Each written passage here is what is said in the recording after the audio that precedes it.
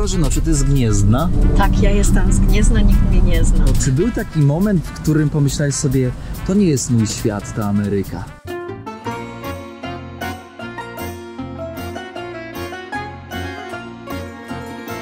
Szanowni Państwo, zapraszam na rozmowę z Katarzyną. Katarzyna mieszka tutaj już długi czas w Chicago i za chwilkę tutaj powinna podjechać. Próbuję ją wypatrzeć, ale coś mi słabo idzie. W każdym razie zaczynamy.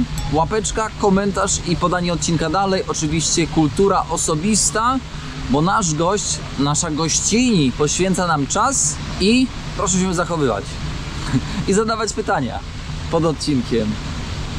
Właśnie. Wypatruję Kasi. No, to tyle. Zaczynamy.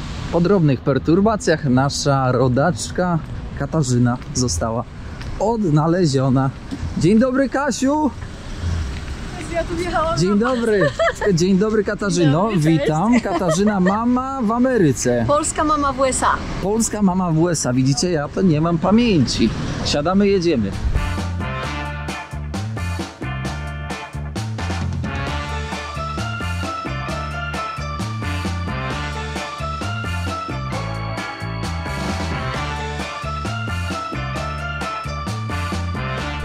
Gniezno. Katarzyno, czy ty z Gniezna? Tak, ja jestem z Gniezna, nikt mnie nie zna. Nikt cię nie zna. Urodzona w Gnieźnie. Tak. I od ilu lat już w Chicago, w Ameryce? Bo nie wiem, czy byłaś od razu w Chicago, czy były jakieś jeszcze inne perypetie? Nie, byłam od razu w Chicago, ale do Chicago przyleciałam 22 lata temu. O matko, to jeszcze byłem mały, nie wiedziałem, co chcę w życiu O, robić. no to na pewno jesteś dużo młodszy ode mnie. Oh my goodness! Tak no jest. to tak, no to Kasiu, tak. ale masz taką przewrotną historię. Przyjechałaś tutaj sama. Niemniej jednak masz swoją rodzinę z Nigeryjczykiem. Tak. Gdzie poznałaś swojego Nigeryjczyka? W Chicago. Tutaj, w Na Chicago. imprezie, tak. Poznałam na imprezie. Nie miałam być na tej imprezie, on też niby nie miał być na tej imprezie i tak jakoś żeśmy się styknęli. To było 20 lat temu. 20 lat.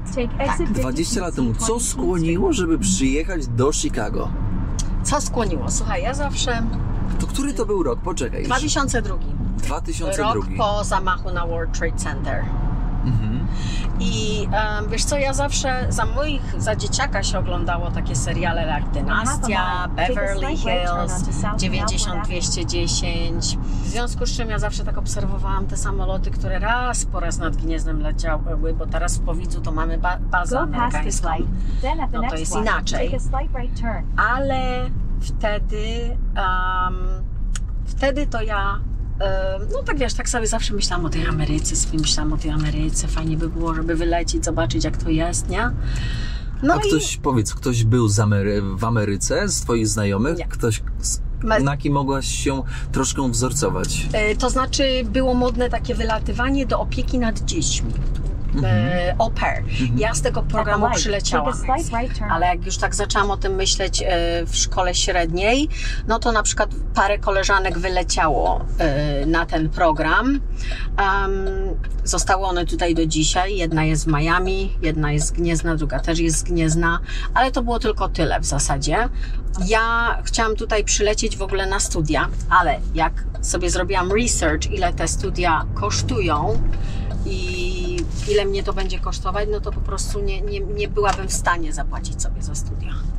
Więc musiałam inny wymyślić sposób przylotu tutaj, no i wymyśliłam, że albo przyjadę na Work and Travel, czyli taki program na 4 miesiące bodajże, wiesz, tam pomagasz, czy tam na cruzach, na rejsach, czy gdzieś indziej, czy w siłowni, bądź też pojadę do rodziny amerykańskiej, z którą będę mieszkała przez rok czasu, będę się uczyć języka, będę się opiekować ich dziećmi i tak właśnie się zdecydowałam na ten program przylecieć. Jesteśmy na meksykańskiej dzielnicy. Tłem naszej rozmowy właśnie będzie meksykańska dzielnica. Polaków w Chicago dużo. Bardzo dużo. Ale Meksykanów również. O tak. Ogrom. I wydaje mi się, że Meksykanie wypierają Polaków. Oczywiście. Prawda? Tak. Dlatego też wybraliśmy tą dzielnicę. Tak. Jesteśmy na Pilsen. Jest jeszcze druga bardzo popularna Little Village. ale sprawdzałam, niby są okej dzielnice, są fajne dzielnice, w sensie, no, po zmroku niekoniecznie. No właśnie taki wyczułem w głosie taki stresik troszkę. Tak, bo ja powiedziałam Tomkowi, że sam fakt, że nie ma już parkingów, takich, Parkometrów. wiecie, parkometrów płatnych, to już mi daje troszkę do myślenia. Także zapytałam się tylko, czy mogę parkować. Mam nadzieję, że nikt nie porysuje mi samochodu. Czy przez 22 lata zderzyłaś się z jakimiś aktami wandalizmu, tudzież jakąś agresją? Wiesz co, osobiście nie. Osobiście nie. Nie spotkało mnie to, no ale w Chicago zawsze się coś dzieje praktycznie codziennie. Się dzieje. No ale Prawda? widzisz, jak cię nie spotkało nic, to wiesz, to będzie już jest dobrze. dobre, połowa sukcesu. To już będzie dobrze. A tu mamy, proszę, już się Matka zaczynają z murale. Guadalupe. Tak, murale meksykańskie. Matka z Guadalupe, chrześcijanka. Tak. Kasia z Gniezna, chrześcijanka. Tak. Mąż z Nigerii, Chrześcijanin. chrześcijanin, więc problemu nie było, żeby... Nie było, nawet rzymskokatolicki, tak jak chciałam. Bo wiesz, zawsze różne odłamy to różne wierzą, tak? Oczywiście, duży problem by był. Uważam, że kiedy by ta mieszanka islamu, chrześcijaństwa... Znaczy problem, wszystko do ogarnięcia, ale to by Oczywiście. było trudniejsze, prawda? O, na pewno, na pewno. Czy na początku w związku tutaj w Chicago z Nigeryjczykiem wszystko dobrze się układało? Ojejuś. Talerze latały przysłowiowo, że tak powiem. Powiem Ci, że było ciężko. Musieliśmy się długo dopracowywać. Długo dopracowywać chociażby z tego względu, że no dwie różne kultury, różni ludzie. Mój mąż jest też troszkę starszy ode mnie. No więc no były pewno... Ja jestem bardzo niezależną osobą. Mam swoją tak jakby... I speak my mind. A on nie do końca jest taki... On jest z kolei bardzo taki formal, więc mnie wszędzie pełno, on by najchętniej czytał książki, siedział w bibliotece, także ja z jednej strony po latach doceniam takiego męża, lepiej żeby chodził po barach i na dyskoteki. Żeby nie chodził właśnie. Właśnie lepiej aniżeli by chodził, tak, po barach albo na dyskoteki. Ale no, czasami go trzeba wyciągać gdzieś tam, bo on najchętniej to by, wiesz, bardzo jest taki domator, domownik, jak to się mówi. Dobrze. No. Brakuje słów mi czasami. Chram Świętej Wita. Mi brakuje jednej informacji, bo jak przyjechałaś tutaj 22 lata temu, No. to czy był taki moment, w którym pomyślałeś sobie, to nie jest mój świat, ta Ameryka. Ona jest jakaś taka dziwna, ciężka, nie dla mnie. Chyba czas wracać do Polski, układać tam życie. Wiesz co, to było pierwsze 5-6 miesięcy. Mi się tu strasznie nie podobało. Bardzo mi się tu nie podobało.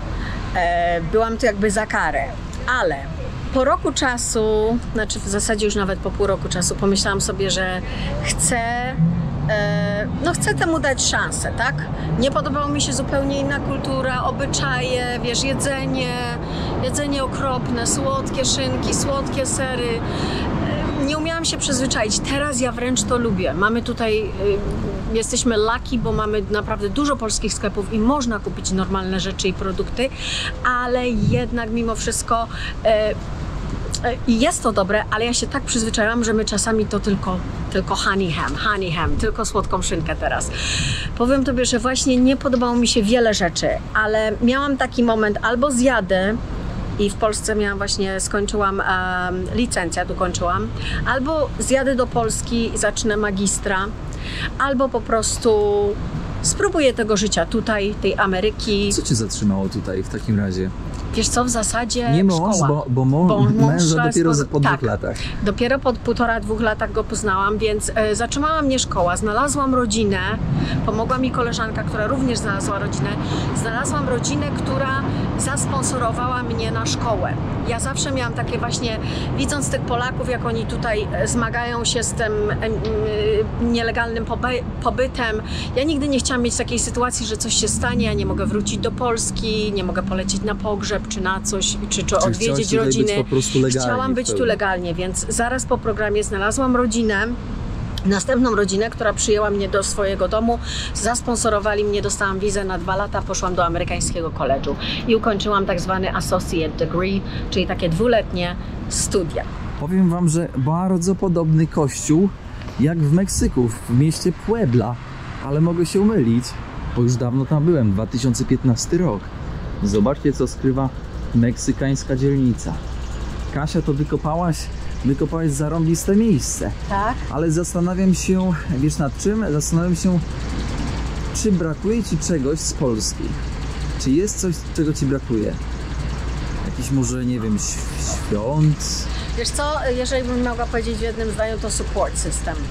Support system w sensie babcie, ciocie, ktokolwiek. Rodzinę. Rodzina. Tak, bo tutaj Amerykanie to raczej, wiesz, dzieci dają do przedszkola, każdy robi swoje, babcie sobie lecą na Florydę. Brakuje takiej polskości naszej, żeby się ktoś zajął tymi dziećmi, żeby nie trzeba było płacić za musimy daycare. odejść, bo Paweł niestety tutaj Paweł świruje. Ola. Jeszcze kończymy wątek, bo Paweł tam świrował. Wiesz co, no nie ma tej rodziny, na przykład babci, dziadka, którzy by się zaopiekowali dziećmi, tak jak w Polsce często się robi. No teraz jednak już tak. inaczej, odchodzi się trochę od tego w Polsce i dzieci też do przedszkola idą, ale tutaj to jest strasznie drogie.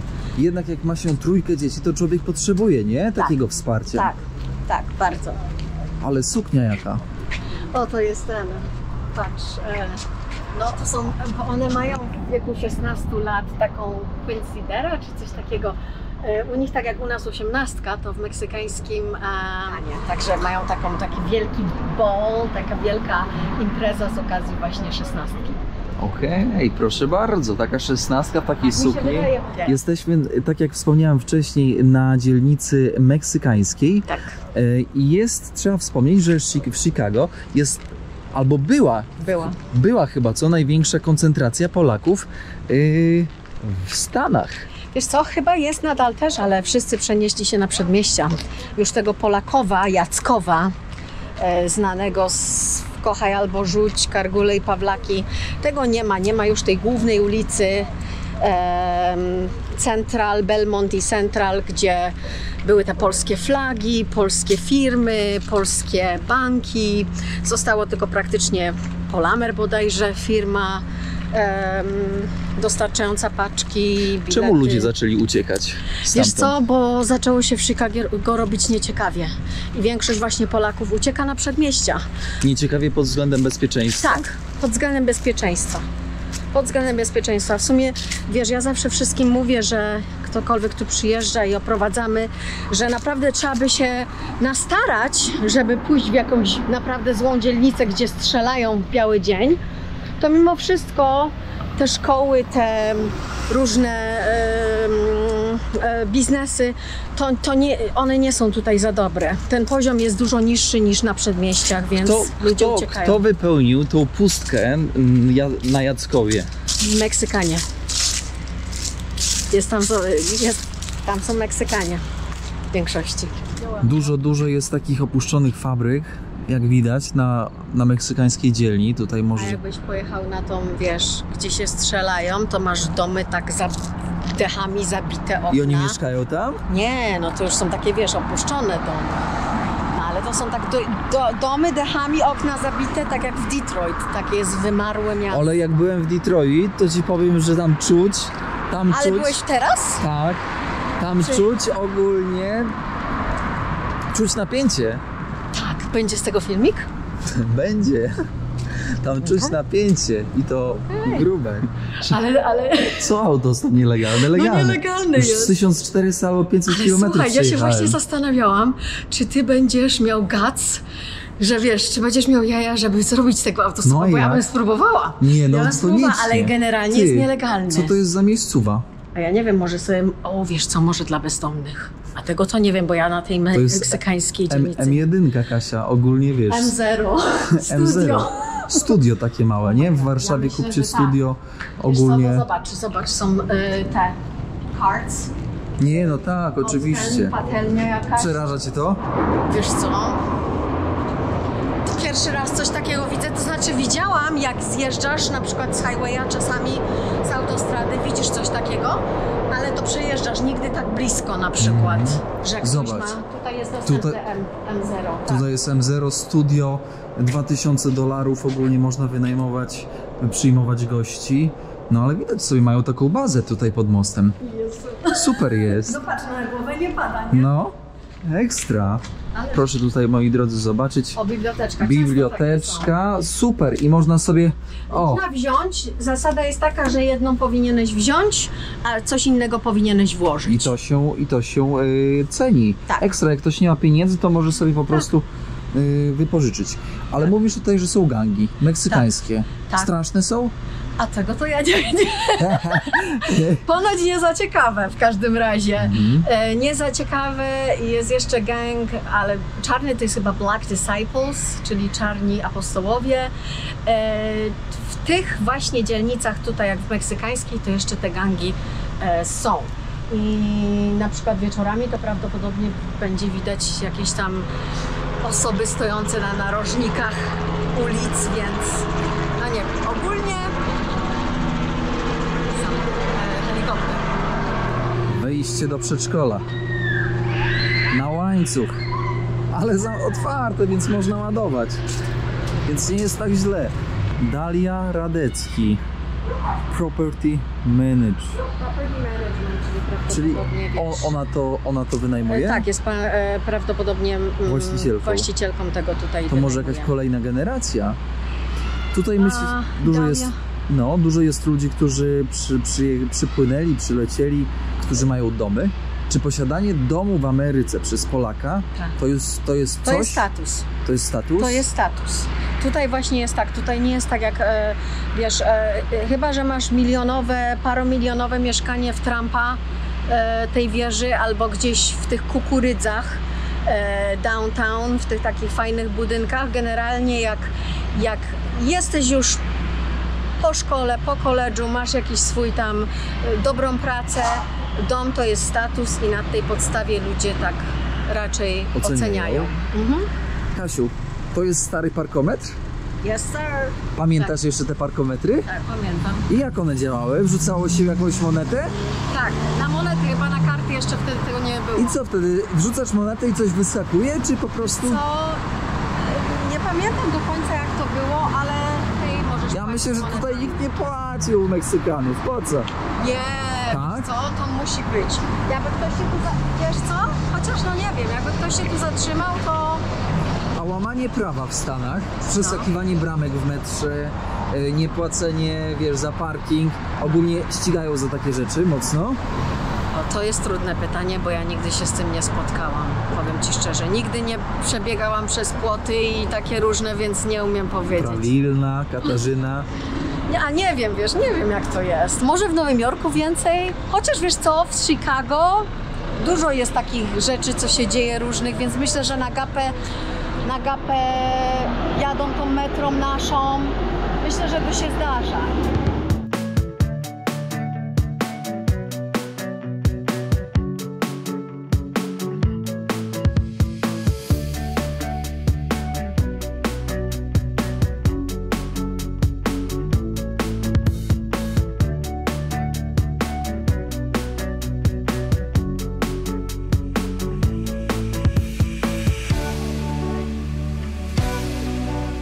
Tak sobie myślę o tej społeczności polskiej 20 lat temu i dziś.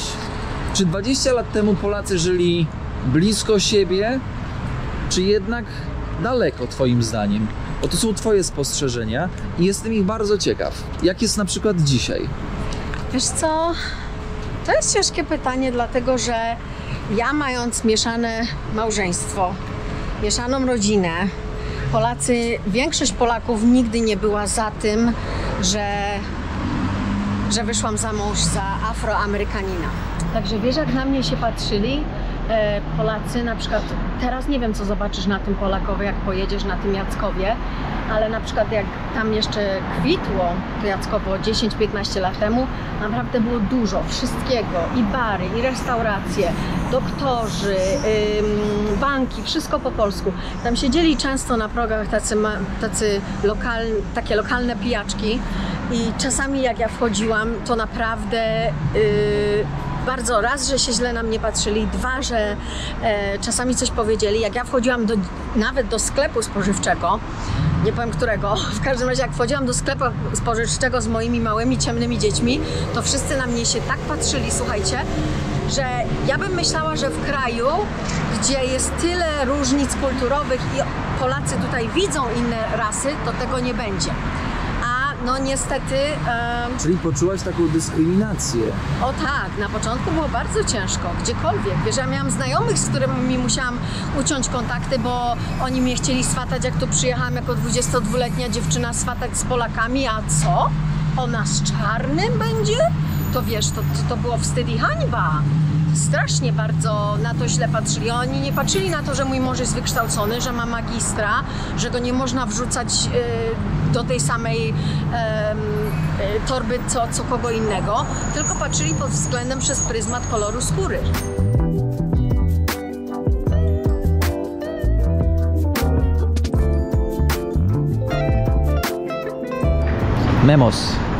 Memos hot dogos. Zamknięte, ty! Otwierajcie! Mordo! A, tutaj! Okay. Polish dog, polski pies, zamiast hot dog. Tak, ale Chicago mają tutaj na tym... Bacon dog? Ty, to może z psa? Bacon dog, Nie, no mam nadzieję, że chyba nie, że tutaj żadnego czarka nie uwędzili. To pyta nie błądzi. To pyta nie błądzi, zwłaszcza w Ameryce. Kasia, czy twoi synowie mówią po polsku? Tak. A mówią angielski oczywiście, a w języku Jaruba męża? Jaki język? Z jakiego plemienia? Mój mąż jest Ibo.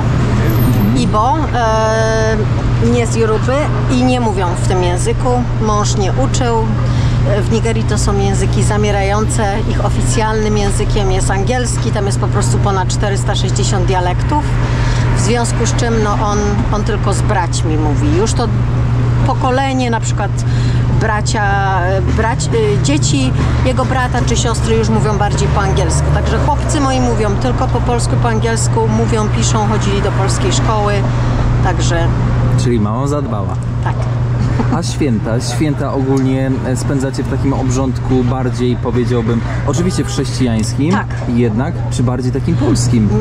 Wiesz co, bardziej nawet w polskim, jeżeli chodzi o święta Bożego Narodzenia, to mamy wszystko bigos, kapustę z grzybami, różne takie inne pierogi i moi chłopcy, mój mąż, wszystko to jedzą, także tak mamy tradycyjnie. Pierwsze święto to mamy na przykład mięso, tak więc często tak właśnie obchodzimy tradycyjnie po polsku. Twoi chłopacy już są duzi, 17, 14, 15, no i ten 6. trzeci 6. To już są chłopy, którzy zaraz zaczną podróżować. Tak. Dawid jest w 4. klasie, najstarszy liceum, właśnie wychodzi już w przyszłym roku, albo pójdzie do koledżu, albo zobaczymy gdzie jeszcze. Kuba jest w 2. klasie, a Pawełek jest w 1. klasie podstawówki. Na meksykańskiej dzielnicy nie może zabraknąć meksykańskiego hot doga. Tak. Ogórek, pomidor, frytki. Cebulka. Relish, czyli taka zielona cebulka. Znaczy zielony ogórek, o. To jest taki... Ojejku, zabrakło mi słowa. Chicago hot dog. Tak, Chicago hot dog. To raczej meksykański nie jest. Nie mieli opcji meksykańskiego hot doga. No dobra, próbujemy. Ale na meksykańskiej dzielnicy, więc jest dobrze. Próbujemy. Ależ... Dała nam jakieś hot dogi, czy nie? Tak, mamy, zaraz dam.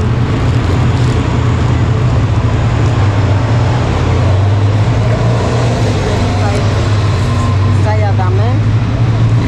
Chicago style hot dog, cebulka, musztarda. Zauważyłeś, że tutaj nie ma na tym keczupu? To prawda. Na Chicago style hot dog nie ma keczupu, tylko jest musztarda. Musztarda i tu dużo musztardy. Tak. Fryteczki. I jalapeno. Ja swoje ściągamy, nie lubię za bardzo takich. Ale ostre. Ja czuję. Piękło. Ja nie jem. Żeby i później idź sobie do Targetu. Dobra? Okej, ja jestem z Chicago jeszcze. Bye bye. Ciekawe zdarzenie, bo mieszacie języki, mieszacie między polskim a angielskim. I Mieszamy. zobacz, jaki masz plastyczny umysł. Ty mówisz po polsku, syn po angielsku. Później on po polsku, ty po angielsku i tak miks. Ciekawe. Tak, ten średni syn tak jeszcze mniej, bo Dawid to czasami jak mu mówię, nie odpowiadam, to on się przestawia i mówi po polsku kompletnie. Tak się zastanawiam nad tym, kiedy tutaj przyjechałaś 22 lata temu. Jakie prace wykonywałaś już po tym byciu opiekunką, po tym wolontariacie, który robiłaś? Opieka nad dziećmi, teraz bank. Koniec. Koniec. Co robisz w banku? Jestem account manager, czyli zarządzam kontami naszych dealerów, finansujemy łodzie, RV, Co to jest RV? RV, camper. Camper. Kampery, manufacturer housing. Jestem w tej firmie już 18 lat i praktycznie przez różne stanowiska przechodzę, ale to jest ciągle ta sama firma, także opieka nad dziećmi i Czy z od opieki razu nad bank. dziećmi kiedyś dało się wyżyć tutaj? Nie, chyba żeby to była jakaś... Ja wtedy nie znałam tak wartości tego pieniądza, brałam wszystko, co było i pamiętam, że raz opiekowałam się 4 dziećmi za $400. I to była Na bardzo... miesiąc? Nie, na tydzień. To była bardzo mała stawka. Za 4 dzieci $400 full time od 6 rano do 17 czy 18. Te dzieci były małe, 5 lat, 3 latka i 2 bliźniaki 5-miesięczne. Także jeżeli ludzie dostają za to po $700-900 na tydzień, to wtedy jesteś w stanie wyżyć za takie pieniądze. Ja wtedy mieszkałam jeszcze z koleżanką, zanim poznałam mojego męża. Mieszkałam z koleżanką, wspólnie żeśmy płaciły za różne rachunki, no bo po prostu nie mogłabym z tego wyżyć, jeszcze chodzić do szkoły i za tą szkołę sobie płacić. Czyli trzeba było oszczędzać. Oczywiście, Na czym oszczędzałeś? na wszystkim. Nie bierz mnie tak blisko, żeby nie wyglądała tak. Dobrze wyglądasz. Hejterzy mówią mi, że mam długi nos. Ja mam Nie długi ma- nos, ale ja jestem okej z Nie tym, ma ale wiesz... hejterów, oni nosa nie mają. Weź mnie tak zrób z jakiejś korzystnej strony. No, anyway, pamiętam pierwsze nasze mieszkanie z moją koleżanką, z którą mam kontakt do dzisiaj. Ona mieszka na Florydzie, też sobie ułożyła życie tutaj. To ogrzewanie mieliśmy nie gazowe, a elektryczne. Zabijało nas to zimą, spałyśmy pod 2 kołdrami. Było dużo wyrzeczeń, bo Pracując w banku, można żyć dobrze? można żyć okej, ale gdybym jakoś nie zaciskała pasa albo wydawała to pieniądze, to wypłata w banku jest różna. Także raczej jest to, chyba że jesteś na jakichś menedżerskich, wyższych stanowiskach, ale takie pierwsze zawody, od których ja wykonywałam w banku, to są jakieś tam najniższe stawki. Czyli można żyć, ale bez szału. Ale nie ma szału, nie. Polska dzielnica. Tak. Czy tam wszystkim się udało, czy... No właśnie. No właśnie, myślę, że nie. Na polskiej dzielnicy znam osoby, które na przykład mieszkały tam 30, 40, 50 lat. Nie musiały nawet mówić po angielsku, bo tam mieli polskie banki, polskie urzędy, polskie szkoły, polskie sklepy, więc wiele osób tak się właśnie trzymało w tym towarzystwie polskim. No i dużo ludziom się nie udało. Często, żeby się udało, żeby właśnie może nie wiem, jakoś odbić się, wybić się z tego kręgu, trzeba wyjść do Amerykanów. Ja zawsze mówię, że jak jesteś, jak to jest powiedzenie polskie, jak wchodzisz między wrony, to kracz tak jak one. Także jeżeli chcesz coś więcej, masz jakieś większe aspiracje, język trzeba znać, trzeba wyjść do ludzi, fajnie mieć jest polskie towarzystwo, ale trzeba do Amerykanów, do pracy starać się po prostu wyjść do ludzi. Kasiu, przesuń się, bo żeby cię nie zastrzelili za blokowaniem. O, zobacz jaka flaga ładna. Ciekawe, czy tutaj Meksykanie piją też tak dużo coli, jak w Meksyku. Mity o Ameryce. Czy Amerykanie są otyli? Ogólnie są, statystycznie patrząc.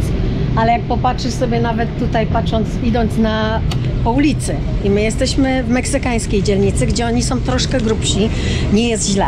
Nie jest ja źle, zawsze właśnie. myślę, ja zawsze mówię tak, teoretycznie jest to wielki kraj, statystycznie jesteśmy otyli, ale z kolei wielu Amerykanów jest bardzo takich hardcore fit, że jak ćwiczą, to już wiecie, six-packi. Naprawdę są ludzie, szczególnie właśnie w Chicago, jak się idzie w te bardziej takie hippie areas, bogate, dużo młodych ludzi zarabiających na giełdzie czy gdzie indziej. Naprawdę dużo ludzi dba o siebie. Te dziewczyny wszystkie w szkole, w high school, dużo dziewczyn bardzo młodych, bardzo szczupłych. To chyba gdzieś tam później się zaczyna takie nieciekawe jedzenie. Czyli to jest trochę mit, co? Troszeczkę jest mit, ale statystycznie trzeba na to spojrzeć, no, że około 40% Amerykanów jest otyłych. Tylko mówimy o otyłości, bo ja ostatnio nawet robiłam o tym filmik, o otyłości takiej poza ten wskaźnik BMI. Jeżeli mówimy o takiej chorobliwej, że ktoś ma na przykład 300, 400, 500 funtów, czy tam, nie wiem, 300 kilo, no to jest 9% w Ameryce.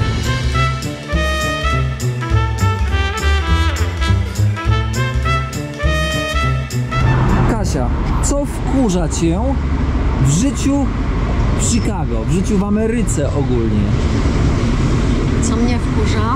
No, są jakieś takie rzeczy? Podatki za Wysokie? nieruchomość, bardzo drogie. Ale co roku płacisz jakieś... Tak, około $12,000 są podatki na dom. Za to, że po prostu stoi na ziemi? Tak, jak już nawet spłacisz kredyt, to Chicago ma jedno z wyższych podatków. 28 000, ale to nie przeliczamy, ale to...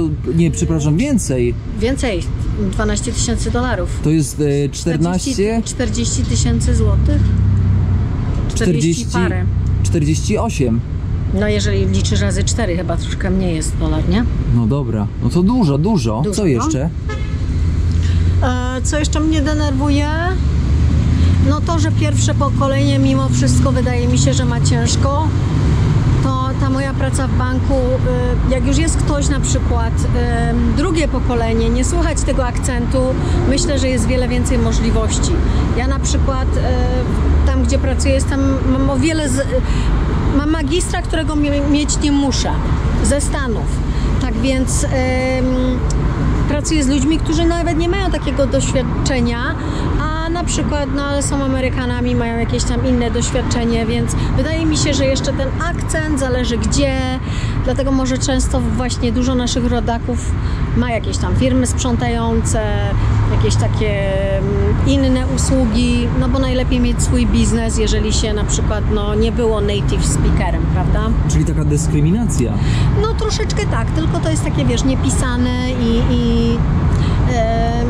takie, wiesz, ciężko to tak jakoś udowodnić. Myślę po prostu, że jeżeli nie masz akcentu, czy to polskiego, czy hiszpańskiego, czy innego, jest po prostu trochę łatwiej, prawda? Wyjątkiem jest, muszę tu powiedzieć, medycyna, bo jeżeli chodzi o medycynę, to dużo właśnie z Pakistanu, z Indii fachowców, dużo pielęgniarek, Polek tutaj jest pielęgniarkami, i lekarze. Oni mają akcent, co drugi jest praktycznie z Indii i jeżeli chodzi o medycynę, jeżeli chodzi o IT, komputery, to dyskryminacji no problem, nie ma. Także bo potrzebują. Bo potrzebują, tak. Interesi.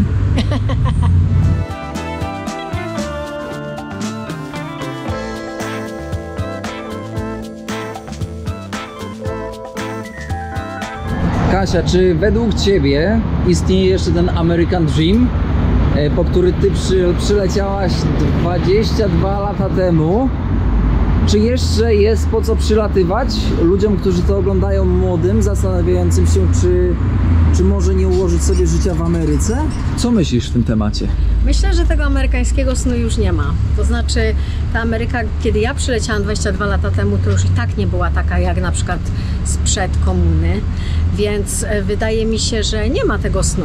Ale są jeszcze zapaleńcy, którzy chcą lecieć do Ameryki. Ja myślę, że jeżeli macie tam 20 parę lat, albo zaraz po liceum jesteście, albo po szkole zawodowej, nieważne.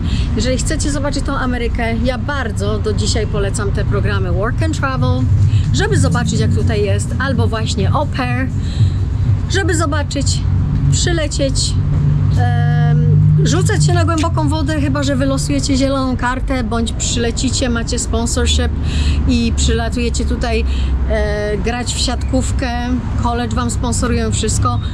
Jeżeli coś takiego, owszem. Jeżeli nie, to myślę, że tak spróbować zawsze można. A czy to przypadkiem, Kasia, nie jest tak, że jak ty przyleciałaś tam 22 lata temu i pytałaś tych Polaków, którzy już tutaj siedzieli, załóżmy 20 też lat albo 30, to oni też nie mówili, że już, tak. już się skończyło, po co pani Tak, przyjechała? tak. To bez sensu. Tak było, więc dlatego ja mówię, że ta Ameryka jest inna, ale ja nikomu nigdy nie odradzam, tak jak nieraz odradzano mi. Jeżeli ktoś ma pasję, chce zobaczyć, sprawdzić się, najlepiej właśnie takie programy, bo one Wam dadzą taką namiastkę. 4 miesiące będziecie tutaj, albo rok czasu będziecie z rodziną. W tym drugim programie będziecie mieszkać u amerykańskiej rodziny. Zawsze tej Ameryki możecie zobaczyć więcej, aniżeli jako turyści na parę tygodni. Szanowni Państwo, kończymy dzisiejszy odcinek. Naszą bohaterką była Kasia. Kasia, gdzie Cię szukać w internecie? Polska mama w USA. Polska mama w USA, która urodziła 3 dzieci. 3 chłopaków. I to jest prawdziwa mama. Prawdziwa mama w USA. Polska mama w USA. Zajrzyjcie do Kasi, pozdrówcie pod odcinkami ode mnie koniecznie. I co, Kasiu, bardzo Ci dziękuję za odkrycie, odkrycie przed nami Meksykańskiej dzielnicy. No, meksykańska była w tle, ale tego życia w Stanach, tego prawdziwego życia w Stanach. Jak widzicie, życie w Stanach to nie tylko kolory, tęczy, ale to również te ciemniejsze scenariusze, te ciemniejsze, mniej przyjemne, życiowe zdarzenia. Kasiu, dziękujemy Ci. Dziękuję bardzo. Proszę, moi drodzy, o ładny komentarz w stronę Kasi, bo zasłużyła. I co? I słyszymy się w kolejnym odcinku, który będzie już nadawany nie z meksykańskiej dzielnicy od naszych braci, a od polskich braci, czyli z Jackowa. Więc słyszymy się w kolejnym odcinku z Jackowa. Ja dziękuję. Chwilę kapelusz. Kasieńka, do widzenia. Trzymaj się. Pozdrawiam wszystkich widzów. Pa, pa. Tylko chwile w życiu piękne są, tylko chwile, Maryjka. Czuwaj nad nami, nad naszymi wszystkimi marzeniami. Nasi bracia, amigos, amigos. O, kierowniku, ty to byś muzyką i śpiewaniem na chleb nie zarobił, a nawet na piętkę od chleba.